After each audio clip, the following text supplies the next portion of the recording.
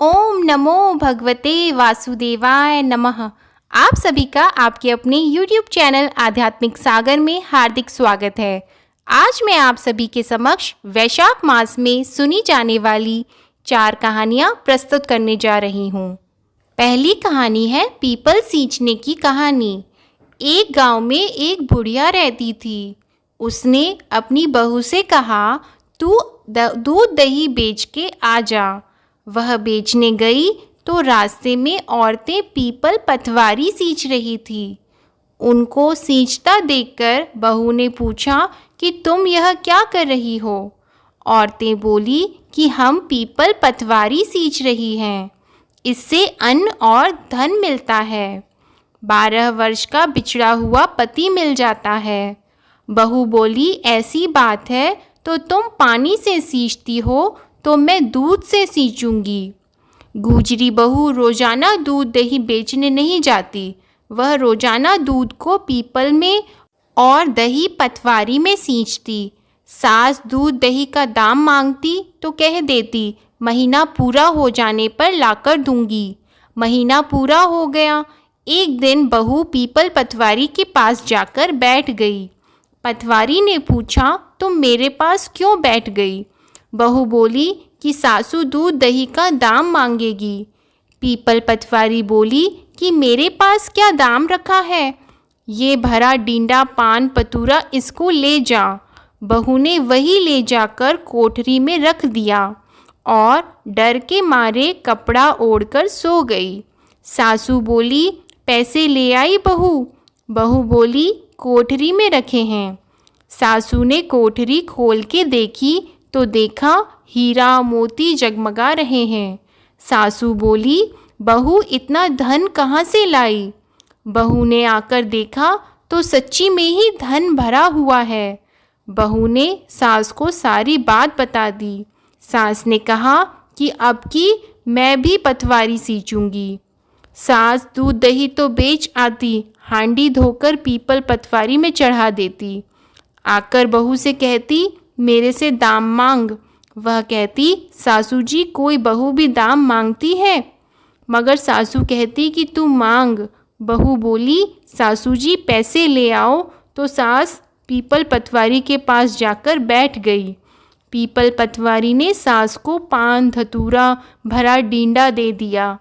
उसने ले जाकर कोठरी में रख दिया।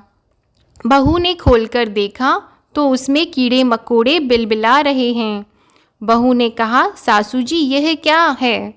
सास ने आकर देखा और बोलने लगी, पीपल पटवारी बड़ी दोगली है, इसको तो धन दिया, मुझको कीड़े मकोड़े दिए। तब सब कोई बोलने लगे कि बहू तो सत की भूखी सींची थी, तुम धन की भूखी।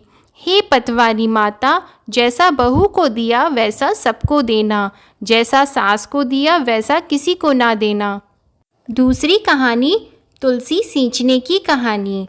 वैशाख महीने में एक बुढ़िया माई तुलसी जी को सींचती और कहती कि हे तुलसी माता, सत की दाता, मैं तेरा बिडला सींचती हूँ, मुझे बहू दे, पीताम्बर की धोती दे, मीठा मीठा घास दे, बैकुंठा में वास दे, चटक की चाल दे, पटक की मोती दे, चंदन का काट दे, रानी सा राज दे, दाल भात का भोजन दे, 11 की मौत दे, कृष्ण जी का कंधा दे। तब तुलसी माता यह सुनकर सूखने लगी।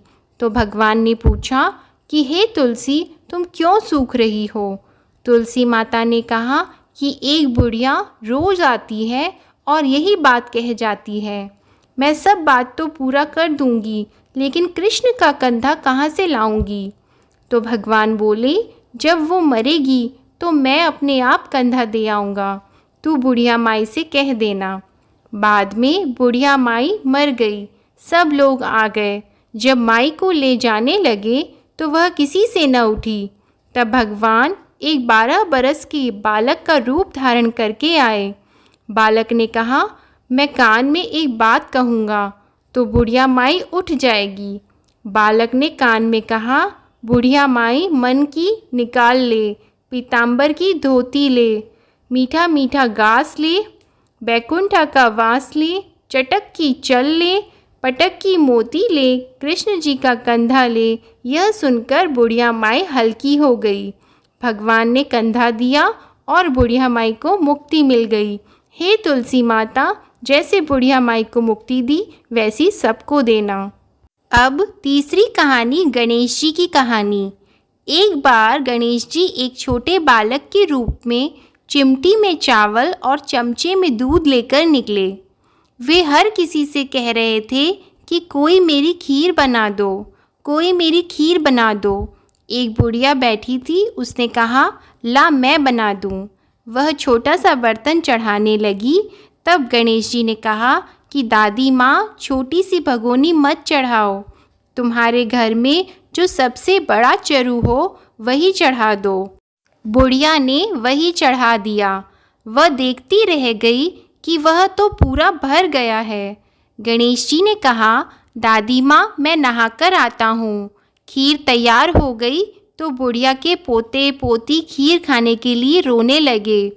बुढ़िया ने कहा, गणेश जी, आपके भोग लगाना है, कहकर चूल्हे में थोड़ी सी खीर डाली और कटोरे भर भर कर बच्चों को दे दी। पड़ोसन ऊपर से देख रही थी। बुढ़िया ने सोचा यह चुगली खा देगी, सो कटोरा भरकर उसे भी पकड़ा दी। बेटे की बहू ने चुपके से एक कटोरा खीर खाई और कटोरा चक्की के नीचे छुपा दिया। अब भी गणेश जी नहीं आए। बुढ़िया को बहुत भूख लग रही थी। एक कटोरा खीर का भरकर किवाड़ के पीछे बैठकर एक बार फिर कहा, जय गणेश जी, आपको भोग लगना है, और खाना शुरू कर दिया। तभी गणेश जी आ गए। बुढ़िया ने कहा, आजा रे गणेशा, खीर खा ले, मैं तो तेरी ही राह देख रही थी। गणेश जी ने कहा, दादी माँ, मैंने तो खा ली। बुढ़िया ने कहा, कब खाई? गणेश जी ने कहा, जब तेरे पोते पोती ने खाई तब खाई, जब तेरी पड़ोसन ने खाई तब खाई, जब तेरी बहू ने खाई तब खाई, और जब तूने खाई तो पेट पूरा ही भर गया। बुढ़िया ने कहा, बेटा, और सारी बात तो सच है, पर बहू बेचारी का तो नाम मत लो, वह तो सुबह से काम में लगी है, उसने खीर कब खाई? गणेश जी ने कहा, चाकी के नीचे देख, झूठा कटोरा पड़ा है, तूने तो मेरे भोग तो लगाया, वो तो वैसे ही खा गई। बुढ़िया ने कहा, बेटा, घर की बात है, घर में ही रहने दो, बता बची हुई खीर का क्या करूं? गणेश जी ने कहा, नगरी को जिमा दो। लोगों को न्योता दिया तो सब हंसने लगे, बोले, कल तक तो खाने का पता नहीं था, आज नगरी जिमाएंगे। फिर भी लोग आए और ठाठ से जीमे। नगरी जिमा दी, तब भी चरु पूरा ही भरा था। राजा को पता लगा तो बुढ़िया को बुलाया और कहा, क्यों बुढ़िया, ऐसा चरु तेरे घर अच्छा लगे या हमारे घर? बुढ़िया ने कहा, राजा जी, आप ले लो। राजा जी ने खीर का चरु महल में मंगा लिया। लाते ही खीर में कीड़े मकोड़े, बिच्छू और दुर्गंध आने लगी। राजा ने कहा, बुढ़िया, चरु वापस ले जाओ, जो हमने दिया। बुढ़िया ने कहा, राजा जी, आप देते तो पहले भी कभी देते, यह चरु तो मुझे मेरे गणेश जी ने दिया है। बुढ़िया ने चरु वापस लिया। लेते ही सुगंधित खीर हो गई। घर आकर बुढ़िया ने गणेश जी से पूछा, बची हुई खीर का क्या करूं? गणेश जी ने कहा, झोपड़ी के कोने में खड्डा खोदकर गाड़ दो, उसी जगह सुबह उठकर वापस खोदोगे तो धन के 2 चरे मिलेंगे। ऐसा कहकर गणेश जी अंतर्ध्यान हो गए। जाते समय झोपड़ी के लात मारते गए तो झोपड़ी के स्थान पर महल हो गया। सुबह बहू ने फावड़ा लेकर पूरे घर को खोद दिया तो कुछ भी नहीं मिला। बहू ने कहा, सासू जी, आपके गणेश जी तो झूठे हैं। सास ने कहा, बहू, मारे गणेश झूठे नहीं हैं, ला मैं देखती हूँ। वह सुई लेकर खोदने लगी तो टन टन करते 2 धन के चरे निकल गए। बहू ने कहा, सासू जी, गणेश जी तो सच्चे ही हैं। सास ने कहा, गणेश जी तो भावना के भूखे हैं। हे गणेश जी, जैसा तुमने बुढ़िया को दिया वैसा सबको देना। कहानी कहने वाले, हुकारा भरने वाले, कहानी सुनने वाले सबको देना। अब चौथी कहानी लपसी तपसी की कहानी। एक लपसी था, एक तपसी था। तपसी हमेशा भगवान की तपस्या में लीन रहता था। लपसी रोजाना 1.25 सेर की लापसी बनाकर भगवान का भोग लगाकर जीम लेता था। एक दिन दोनों लड़ने लगे। तपसी बोला, मैं रोज भगवान की तपस्या करता हूँ, इसलिए मैं बड़ा हूँ।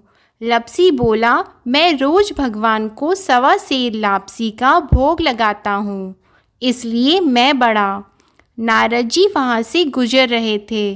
दोनों को लड़ता देखकर उनसे पूछा कि तुम क्यों लड़ रहे हो। तपसी ने खुद के बड़ा होने का कारण बताया और लपसी ने अपना कारण बताया।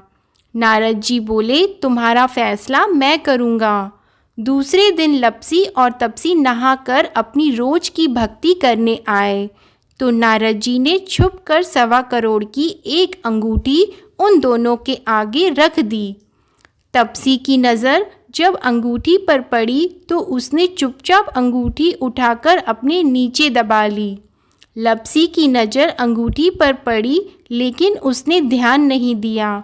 भगवान को भोग लगाकर लापसी खाने लगा।